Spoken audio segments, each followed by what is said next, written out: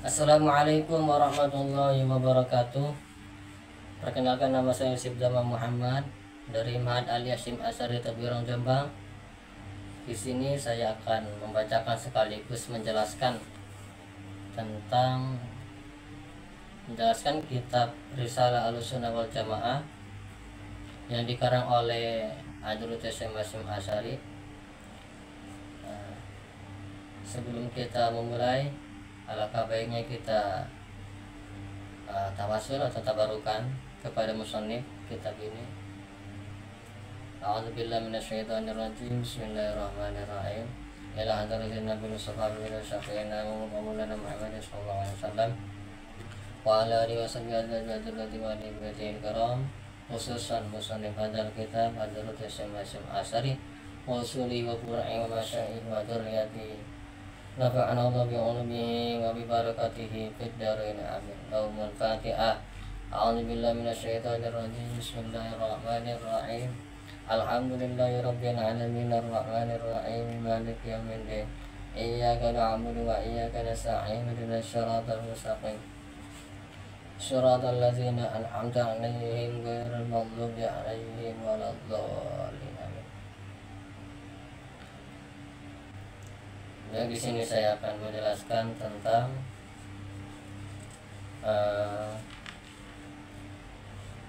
termasuk ahli Jawa di mazhab Ahlussunnah wal Jamaah, yaitu ketertarikannya penduduk Jawa dalam bermazhab Ahlussunnah wal Jamaah. Dan di sini juga dijelaskan tentang awal mulanya tersebarnya bid'ah di tanah Jawa, dan di sini juga dijelaskan tentang macam-macam bid'ah pada zaman sekarang. Bismillahirrahmanirrahim. Bisa dilihat ya. Wa minum ibahiyuna. Wa minhum ibaiyuna yaquluna.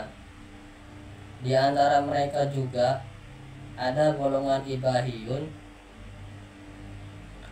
yaitu orang-orang yang melampaui batas, yang tidak bermoral. Yaquluna, yang mengatakan, innal abda, bahwasanya seorang hamba, idza balagha ghayatal mahabbati, apabila sudah mencapai puncaknya mahabbah, kecintaan kepada Allah Subhanahu wa taala, wasfan qalbuhu minal ghaflah, hatinya selalu ingat kepada Allah Subhanahu wa taala dan tidak ghaflah, tidak lalai akan Allah Subhanahu wa taala. Wa tarul iman al kufri wal kufran, sehingga orang tersebut memilih iman atas kufur dan kekufurannya. Saqatu anu al amra wan nahya, maka gugur dari hamba tersebut perintah dan larangannya. Wala yadkhulu Allahu an-nara birtikabil kabairi, dan Allah juga tidak akan memasukkan kepada orang tersebut ke dalam neraka oleh sebab melakukan dosa-dosa yang besar. Wa ba'dhum yaqulu, dan sebagian mereka juga mengatakan, innahu tasqutu anhu al-ibadatu adh-dhahiratu, bahwasanya orang tersebut itu gugur untuk melaksanakan ibadah-ibadah zahirah, ibadah-ibadah lahiriah seperti sholat. Wa takunu ibadatuhu atafakkur wa tahsinal akhlaq al batinata, akan tetapi mereka hanya melakukan ibadah tafakur, memikirkan yang ada halnya dengan ilahiyah, wa tahsinal akhlaq al batinata, dan memperbagus akhlak batin. Qala Sayyid Muhammad fi Syarih Ihya'i, Sayyid Muhammad berkata dalam kitab Syarah Ihya, wa hadza kufrun. Nah, hal yang demikian ini itu merupakan kekufuran. Wa zundaqatun, itu zindik, wa dalalatun, dan dalalah atau sesat. Walakinil ibahiyuna, akan tetapi orang-orang ibahiyun, yaitu orang-orang yang tidak bermoral, mawjuduna min qadimi zamani, yaitu telah ada pada zaman dahulu. Yuhalun dolan salam raksun, ya'lamul ilma syar'iyya kama yanbaghi. Yang mana Pak? Orang-orang tersebut itu ya bodoh, sesat, laisa lahum ra'sun ya'lamul ilma syar'iyya kama yanbaghi. Ya, di kalangan mereka itu tidak ada pemimpin yang tahu akan ilmu syariat agama sebagaimana mestinya. Nah, jadi di sini dijelaskan bahwasanya di kalangan orang-orang yang ahli bid'ah ya, itu ada yang namanya ibahiyun, kaum ibahiyun. Ibahiyun itu orang-orang yang tidak bermoral, tidak punya aturan. Ya, mereka hidupnya tidak ada batas, bebas gitu. Yang mana mengatakan seperti ini, innal abda idza balagha ghayatal mahabbah, bahwasanya apabila seseorang itu sudah mencapai puncak daripada mahabbah, kecintaannya kepada Allah Subhanahu wa taala, wasfana qalbuhu minal ghaflah, sehingga hatinya itu ya tidak pernah lalai, hatinya itu selalu tersambung kepada Allah Subhanahu wa taala, tidak pernah lalai. Wahtarul imana alal kufri wal kufran, sehingga mereka itu memilih iman daripada kufur. Nah, atas landasan tadi, atas perilaku seorang hamba yang tadi telah dijelaskan, bahwasanya hamba tersebut apabila kalau misalkan sudah mencapai ghayatul mahabbah, puncak daripada kecintaan kepada Allah, tidak pernah lalai, hatinya itu terus selalu sambung kepada Allah Subhanahu wa taala, dan mereka juga memilih untuk iman daripada melaksanakan kekufuran. Mereka mereka itu yang memilih iman daripada melaksanakan kekufuran.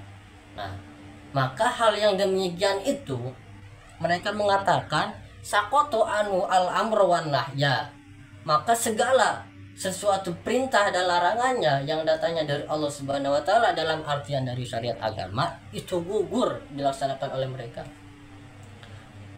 Nah, mereka yang mengatakan seperti itu, ibahiyun itu. Bahwasanya kalau misalkan orang tersebut sudah mencapai puncaknya suatu ibadah, dalam artian sudah dekat dengan Allah, yang ngapain kita harus melaksanakan ibadah-ibadah seperti sholat, zakat dan lain sebagainya? Kita kan sudah dekat dengan Allah. Nah, mereka berpendapat seperti itu. Nah, lebih hebatnya lagi, wala yadkhulu Allahu an-nar birtikabil kabairi, dan Allah juga tidak akan memasukkan kepada orang tersebut ke dalam api neraka. Birtikabil kabairi, oleh sebab melaksanakan dosa besar. Sekalipun orang tersebut melaksanakan dosa besar seperti zina, mabuk dan lain sebagainya, kalau misalkan orang tersebut sudah mencapai derajat tadi, ya Allah tidak akan memasukkan ke dalam api neraka. Astagfirullah. Ya, mereka berpendapat seperti itu ya, emang seperti itulah orang-orang ibahiyun itu.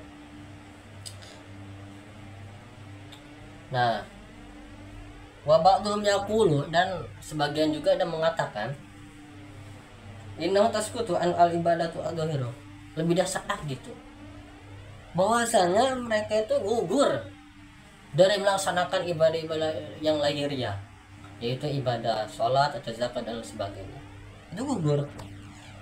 Akan tetapi watakun ibadah atafakkur wa tasal akhlaqul batinah, mereka itu hanya melaksanakan ibadah seperti tafakur dan memperbagus akhlak batin, memperbagus hati. Akan tetapi di sini dibantah oleh Said Muhammad dalam syarah Ijaz, wa hadza kufrun wa zindukun wa zundaqatun wa dalalatun.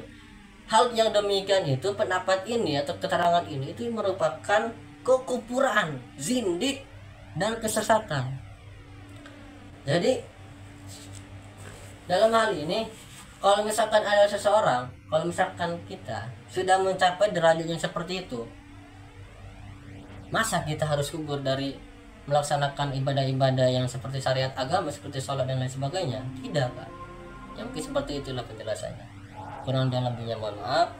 Apabila ada kesalahan mohon dimaafkan. Assalamualaikum warahmatullahi wabarakatuh.